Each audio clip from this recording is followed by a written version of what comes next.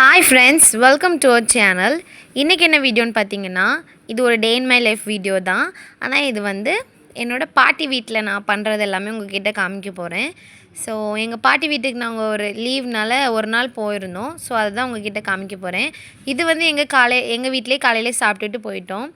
அங்கே போனதுமே ஃபஸ்ட்டு எங்கள் பாட்டி வந்து எதாவது எங்களுக்கு சாப்பிட்றதுக்கு வாங்கி வச்சுருப்பாங்க. போனதுமே அதை தான் ஃபஸ்ட் நாங்கள் நோண்டி பார்க்குறது. தயிர் வாங்கி வச்சுருந்தாங்க. அப்புறம் இது வந்து அவங்களுக்கு சோப்பு பொடியை வாங்கியிருக்காங்க. நெக்ஸ்ட்டு வந்து எங்கள் எல்லாருக்குமே ஒவ்வொரு ஆளுக்கும் ஒவ்வொரு இது பிடிக்கும்ல, அதை மாதிரி கடலை ஒரு ஆளுக்கு பிடிக்கும், அது வாங்கி வச்சுருக்காங்க.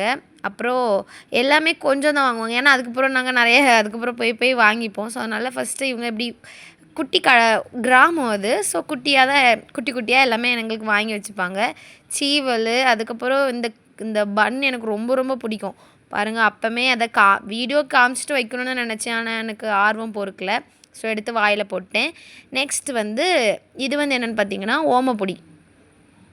அந்த இதை ரப்பர் பேண்டெல்லாம் பிரிச்சுலாம் காமிக்க முடியாது. ஸோ அதனால் அப்படியே காமிச்சிட்டேன். நெக்ஸ்ட் பார்த்திங்கன்னா பாதாம் பால். டெய்லியும் அங்கே வருவாங்க. ஸோ பாதாம் பால், ஐஸு எல்லாமே வாங்கி சாப்பிட்டோம். எங்கள் பாட்டிக்கும் நான் ஒன்று வாங்கி கொடுத்தேன். ஆனால் அது என்ன செஞ்சிட்ருக்குன்னு பாருங்கள். அவங்க வச்சுட்டு அவங்க வேலையை பார்க்க ஆரம்பிச்சிட்டாங்க, சமைக்கிற வேலை. அன்றைக்கி வந்து நாங்கள் ஃபிஷ் கறி வச்சுருந்தோம். அப்புறம் அவரைக்காய் கூட்டு அப்படிலாம் என்னெல்லாமோ வச்சுருந்தாங்க. ஸ்பெஷல் நிறைய நடந்துகிட்டு இருந்துச்சு. ஸோ அது என்னெல்லாம் இருக்குன்னு நான் உங்கள்கிட்ட காமிக்கிறேன். இது வந்து கடலை வச்சுருந்தாங்க. மோஸ்ட்டாகவே அங்கே போனாலே 1 கேஜி கூட வந்துடும் எனக்கு. அவ்வளோத்துக்கு நான் சாப்பிடுவேன். என் பாட்டியோட ஸ்கின் வந்து ரொம்ப வயசான தோலாக இருக்கணும், அதை நான் உங்களுக்கு காமிச்சேன். ஒரே சமையல் தான். அங்கே வந்து ஐஸ் வந்து அப்படியே உருகிட்டு இருக்குது.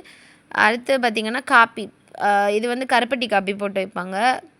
யாருக்கெல்லாம் கருப்பட்டி காப்பி பிடிக்கும்னு கமெண்ட் பண்ணுங்கள். இது அந்த வாங்கி வச்ச தயிர்.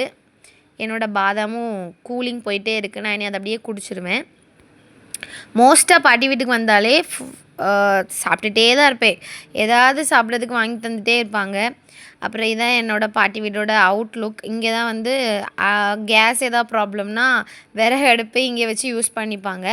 அப்புறம் பார்த்திங்களா எவ்வளோ ஸ்பேஷியஸாக இருக்குதுன்னு. நம்ம கொஞ்சம் சிட்டி லைஃப்னு இல்லாமல் கொஞ்சம் அப்கிரேட் ஆகும்போது நமக்கு இப்படிலாம் நிறைய இது கிடைக்காது. மண்பானையிலலாம் வச்சுருப்பாங்க எப்போவுமே. மண்பானை ஃபுல்லாகவே இருக்கும். கொஞ்சம் காலியாக ரீஃபில் பண்ணிகிட்டே இருப்பாங்க. எப்போ அதுக்குள்ளேருந்து தண்ணி கோரினாலுமே ஜில்லுன்னு இருக்கும். அது ஒரு ஐஸ் வாட்டர் குடிக்கிறத விட ஒரு ஃபீல் கிடைக்கும். அடுத்து என் பாட்டி வந்து வெத்தலை சாப்பிடுவாங்க. அதை வந்து தள்ளிட்டு இருந்தாங்க. அதை நான் வீடியோ எடுத்துகிட்டு இருந்தேன். அடுத்து அப்படியே வெளியே வந்தோன்னா என் பாட்டி வீட்டில் ஒரு குட்டி கார்டன் தான். அது க்யூட்டாக இருக்கும் பார்க்குறதுக்கே. நமக்கு யூஷுவலாக நமக்கு வந்து நிறைய ப்ராடக்ட்ஸ் டெய்லியும் சாப்பிட்றதுக்கு தேவையாக இருந்தாலும் நம்மளுக்கு பேசிக்காக தேவையான ஐட்டம்ஸ் வந்து நம்ம இங்கே இது பண்ணிக்கலாம். அதனால் நாங்கள் ஒரு மாமரத்து அடியில் வந்து அழகாக டேரா போட்டாச்சு. அடுத்து கடலெல்லாம் வச்சுருந்தல அதில் கொஞ்சம் எடுத்துகிட்டு நானும் சாப்பிட இருந்துட்டேன். அடுத்து நெக்ஸ்ட் வந்து என் பாட்டி வீட்டில் பப்பாளி மரம் இருக்குது. செடியில் காய் காய்ச்சி நாங்கள் சாப்பிடுவோம். அடுத்து மாதுளப்பழம் இருக்குது. அப்புறம் என்ன இருக்குது, மாங்காய் மரம் சொல்லிட்டேனோ. அப்புறம் வாழை மரம் இருக்குது. அப்படி எல்லாமே மோஸ்ட்டாக நம்மளுக்கு டக்குன்னு எடுத்துருக்க மாதிரி எல்லாமே வச்சுக்கலாம். பாருங்கள், இந்த வாழை கொலை போட்டிருக்கு. அடுத்து இன்னொரு வாழையும் கொலை போட்டிருக்கு. தெரிதா, அது பெருசாக இருக்குது. அது கொஞ்சம் சின்ன கொலையாக இருக்குது. அப்புறம் தென்னை மரம், அப்புறம் மாங்காய் மரம், கருவேப்பிலை செடி, கொய்யா மரம், அப்படி எல்லாமே மோஸ்ட்டாக எங்கள் பாட்டி வீட்டில் இருக்கும். அடுத்து வந்து தண்ணி வர ஸ்டார்ட் ஆகிடுச்சு. ஸோ தண்ணி வந்தால் இவங்களுக்கு இப்படி ஓஸ் போட்டிருப்பாங்க. அதுலேருந்து தண்ணி அப்படி இதாகிட்டே இருக்குது. ஸோ நான் என்றைக்குமே நம்ம தண்ணி நம்ம கார்டனில் நம்ம நல்ல தண்ணி பாய்ப்போம். ஸோ இன்றைக்கும் இங்கே பாய்க்கலாமே அப்படின்னு சொல்லிட்டு இங்கே வந்தேன். பார்த்திங்கன்னா இங்கே ஏகப்பட்ட வாழை மரம் இருக்கும். ஏன்னா ஒன்று மாற்றி ஒன்று அதுலேருந்து தழுத்துட்ருக்கும். ஸோ அதனால் நிறைய வாழை மரம் வந்துகிட்டே இருக்கும். அடுத்து கத்தாழையை பார்த்திங்களா எவ்வளோ ஃப்ரெஷ்ஷாக நிற்குன்னு. கத்தாழை, அப்புறம் தென்னங்கன்று கூட இப்போ கொஞ்ச நாளைக்கு முன்னே வச்சாங்க. அது தழுக்க ஆரம்பிச்சிருச்சு. வேறையும் பெருசு இருக்குது. அடுத்து இது வந்து முருங்கை இலை செடியும் இருக்குது. அப்புறம் எப்படின்னா அந்த பாய் விரிச்சிருந்தேன்ல, அந்த பாயில் வந்து மல்லாக்க படுத்திருந்தேன். அப்போ வந்து அந்த மரத்தை பார்க்குறதுக்கே அழகாக இருந்துச்சு. ஏன்னா காய்கள் தேடிட்டு இருந்தேன். அதில் அந்த பப்பாளி இதுதான் நான் காமிச்சிட்டு இருந்தேன். அதில் என்னோடய தங்கச்சி காலை வச்சு வேனுக்குனே மறைச்சிட்டு இருந்தா. அந்த பப்பாளி காயெல்லாம் வந்து ஒரு சில அதில் வந்து டேஸ்ட் நல்லாவே இருக்காது. அது தண்ணி நிறைய பாய்க்கிறனால என்னன்னு தெரியல, டேஸ்ட் ரொம்பவே கேவலமாக இருக்கும்.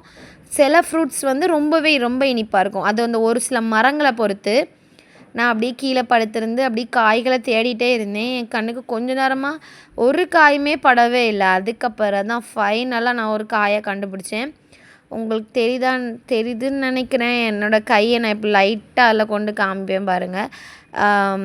அதில் தெரியுதா? இது ஒரு ஜஸ்ட் உங்களுக்கு இதெல்லாம் ஒரு இதான்னு நினைக்கலாம். ஆனால் இது ரொம்ப ஒரு ஹாப்பியான விஷயம். ஏன்னா ரொம்ப நேரமாக தேடிட்டு இருந்தேன். ஏன்னா ஏதாவது காய் எப்போமாவது கிடைக்கும் கண்டிப்பாக. ஸோ ஒரு காயுமே இல்லையேன்ட்டு ரொம்ப அதாக பார்த்துட்டு இருந்தேன்.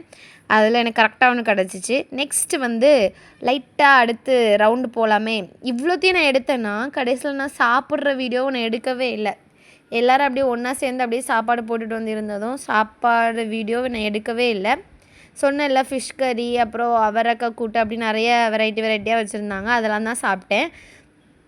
அடுத்து வந்து இது வந்து ஒரு ஈவினிங் போல் தர்பூசணி வாங்கி வச்சுருந்தாங்க. ஸோ அதை என்னை அடுத்து கட் பண்ணி சாப்பிட்லான்னு நினச்சோம். அப்போ வந்து திடீர்னு தோணுச்சு தர்பூசணியில் சர்பத் போட்டு சாப்பிட்லாமே, ரொம்ப நாள் ஆச்சு அப்படின்னு சொல்லிட்டு என்னோடய மாமா வீட்டிலே நாங்கள் வந்து சர்பத்து இந்த தண்ணி ரெடி பண்ண சொல்லிட்டோம் ஃப்ரிட்ஜில் வச்சு. அடுத்து அருவா, கத்தி எல்லாத்தையுமே ரெடியாக நான் எப்பவுமே வெளியே தான் இருந்தால் தான் நல்லாயிருக்கும். அந்த காற்றுல வந்து அப்படி ஒரு ஃபீலே தனி. அந்த கிராமத்தில் அந்த ஒரு ஃபீல் இருக்கும் பாருங்கள். அந்த மண் வாசனை, அப்புறம் அந்த செடிங்களுக்கு இடையில இருக்கிறது, இட்ஸ் வெரி ப்ரெஷியஸ். யாரெல்லாம் அதை எக்ஸ்பீரியன்ஸ் பண்ணியிருக்கீங்கன்னு கமெண்ட் பண்ணுங்கள். நெக்ஸ்ட் வந்து என்னால் ஒரு கையில் வீடியோ எடுக்க முடியல. ஸோ அதனால் நான் என் அம்மாவை வந்து எடுக்க சொன்னேன். ஸோ நான் கட் பண்ணிகிட்டு இருந்தேன். நல்லா நிறைய சிலது வந்து நல்லாவே இருக்காது. இது வந்து ஓரளவுக்கு ஓகே. ஆனாலும் உள்ளே வந்து கொஞ்சம் லைட்டாக அந்த மாதிரி இருந்துச்சு. ஆனால் டேஸ்ட்டு வந்து எந்த ப்ராப்ளமுமே இல்லை. டேஸ்ட்டு நீட்டாக பர்ஃபெக்டாக இருந்துச்சு. யாருக்கெல்லாம் தர்பூசணி பிடிக்கும்னு கமெண்ட் பண்ணுங்கள். ஃபஸ்ட்டு வந்து எப்படி இருக்கும்னு டெஸ்ட் பண்ணதுக்காக சின்னதாக ஒரு பீஸ் கட் பண்ணியிருந்தேன். அது சாப்பிட்டு பார்த்துடலாம் அப்படின்னு. ஏன்னா அதுக்கப்புறம் நாங்கள் ஐஸ் வாட்டர் ரெடி பண்ணிட்டோம். அடுத்து தர்பூசணி அது ஊற்றுறதுக்கான எல்லாத்துமே நாங்கள் ரெடி பண்ணிட்டோம். இந்த இன்னொரு சைட் பார்த்திங்கன்னா, நான் ஒரு பப்பாளி மரம் காமிச்சேன்ல, அந்த பப்பாளி வந்து டேஸ்ட்டே கிடையாது. அது வந்து ஒரு மாதிரி தண்ணி காய் மாதிரி ஒரு மாதிரி ஆயிடுச்சு. நல்லாவே இல்லை, சாப்பிட்றதுக்கும் நல்லா இல்லை. ஸோ அதனால் அது வந்து இருக்கிறனால அந்த கொய்யா மரம் வந்து வளரவே இல்லை. ஏன்னா அதுக்கு வெயில் பட மாட்டேங்குது.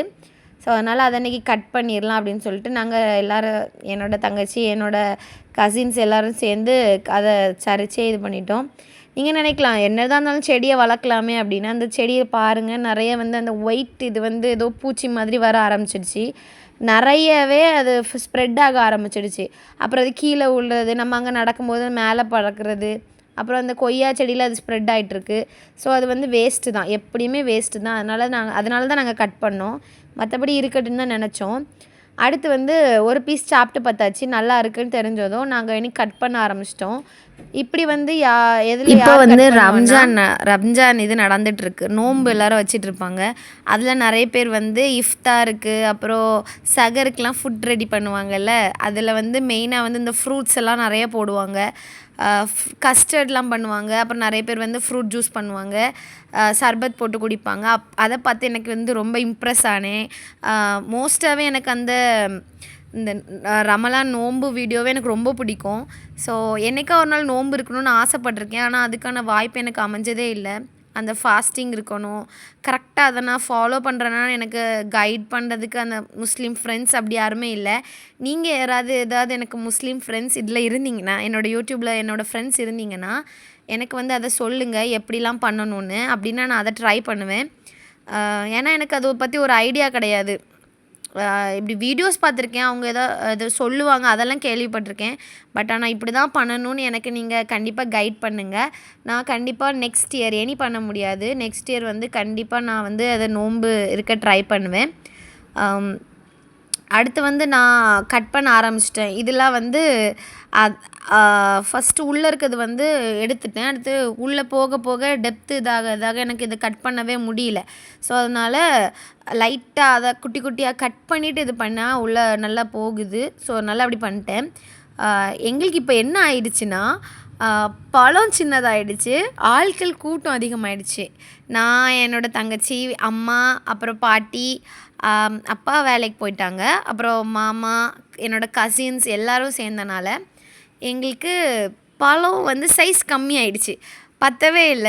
கடைசியில நாங்க யோசிச்சோம், நம்மளுக்கு இன்னைக்கு பழம் பத்தாது போல அப்படின்ட்டு. சரி இருக்கத வச்சு நம்ம எல்லாரும் கொஞ்சம்னாலும் சாப்பிட்லாம் அப்படின்னு சொல்லிட்டு ரெடி ஆயிட்டோம்.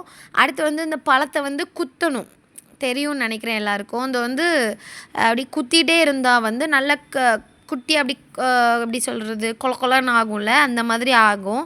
அப்படி ஆகுனா தான் நமக்கு நல்ல கட் பண்ணுறதுக்கு நல்ல இந்த இப்படி ஜூஸாக நம்ம குடிக்கும்போது நமக்கு அது நல்லாயிருக்கும். நிறைய பேர் ஒரு மிக்சியில் போட்டு ஒரு அரைப்பாங்க. ஆனால் அது வந்து அவ்வளோவா நல்லாயிருக்கும்னு எனக்கு தோணல. அதனால் நாங்களே இப்படி கையை வச்சு ரொம்ப நேரமாக குத்திகிட்டே இருந்தேன்.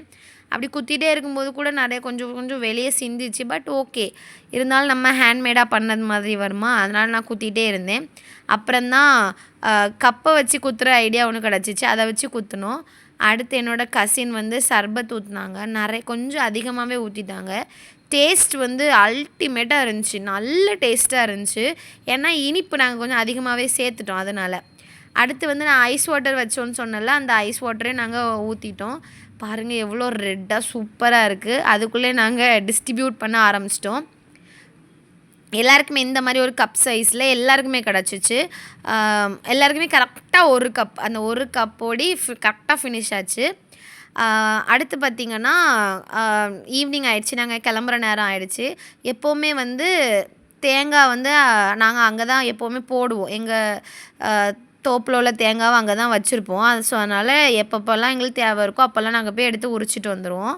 ஸோ அதனால் தேங்காயும் உரிச்சாச்சு. அவ்வளோதான் இந்த வீடியோ. நாங்கள் அப்படியே வீட்டுக்கு கிளம்பிட்டோம். Hope you like this video.